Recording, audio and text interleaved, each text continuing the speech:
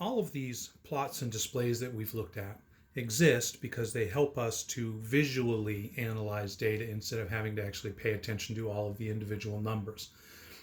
Another thing some of them can do is help us to compare a couple populations. Here I've got a stem and leaf plot that's got two different classes represented. It's supposed to look like test scores. Again, it's just made up data. I've got my morning class on the left and my PM class, afternoon class on the right. So remember again, the stem is the first digit. So somebody in the AM class got a 51, there was a 52, a 53, a 61, 63, 64, etc. And the numbers on the right represent the afternoon class. Now they're not terribly different, but if we look at where the center is, the bulk of the students here look to be in the 60s, the bulk of the students here look to be in the 70s. So even though the shapes of the distributions are fairly similar, it's very obvious just at a glance that the PM class outperformed the AM class. If we look at this one here, we've got the same situation. We've got a nice distribution on the right. The PM class looks like the average was around in the 70s, and we had some below and some above. If you look at the AM class, the center of that distribution is in the 70s, but there really weren't very many scores in the 70s. We've got more scores in the 60s and more scores in the 80s, which means here we have a nice, what we'll talk about later in the semester, normal distribution, which is kind of what we expect, with the majority of things in the middle and fewer as we spread out. And here we've got what we would call a bimodal distribution, where we have a lump of students down here in the 60s, a lump of students up here in the 80s and the 90s. But not very many in the 70s. In fact, if you look at the ones in the 70s, one is in the very low 70s and one is in the fairly high 70s. So that actually splits this class into two separate groups, which is very different from this one. And I, as a teacher, would have to wonder what on earth was going on. What's the difference between those two classes?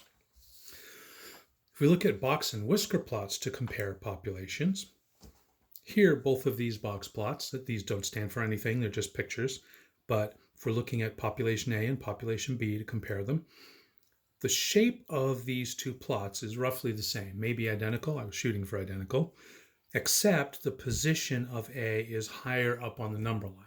So we have a nice distribution here, right? 1/4 of the data in each of these parts, 1/4 here, 1/4 there. So the middle half is spread out about the same in both, and the outer half is spread out about the same. They're nice and symmetric, except that the median right here at this number is considerably higher for population A than population B. So the measures of spread would be nearly identical. The measures of center would be higher for A than it would for B. Here shows kind of the opposite.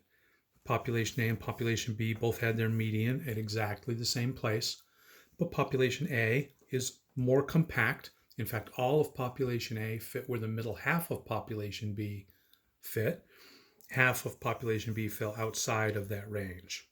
Okay. So again, remember, 1/4 of the data, 1/4, 1/4, 1/4. This does not mean, even though it does look it, that population B had more people in it or more things in it. It just means that they were more spread out. So the middle half of data B or group B was spread out from here to there. The middle half of group A was compact in there. Okay, so here the measures of center are different. The measures of spread are roughly the same. Here the measures of center are the same. The measures of spread are different. Now these two populations are very different looking. If I were to ask you, let's just say these were IQ scores for group A and group B. If I were to ask you who had the higher IQ, the answer is not terribly simple here, right? If I were to ask which group had the smartest person, then you'd have to say A, because the maximum data point was higher than the maximum data point for B. If I asked you who had the least smartest person, it would be group B. If I asked you on average which group was smarter, well, it kind of depends on the average you're looking at.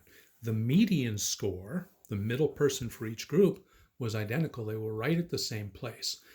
But if you look at the typical people in the population, right, that middle half of the people, well, the middle half of group B appears to be a little bit higher on average than the middle half of Group A. They're a little more spread out, and they're a little more spread out on the higher IQ side. A is a little more spread out on the lower IQ side. So if you were to pick a person at random from Group B and one from Group A, you would be reasonably sure, not sure, but you could reasonably suspect that the person from Group B might likely have a higher IQ than the person from Group A, just because the typical people in Group B have a slight edge over the typical people from Group A. But again, smartest person from Group A, least smart person from Group B, 1/4 of the population is down here, 1/4 in that box, 1/4 in that box. So the top half of A and B are all above that same median, right? The median separates the top of the population from the bottom, and that division point is the same for both populations. I hope that makes some sense.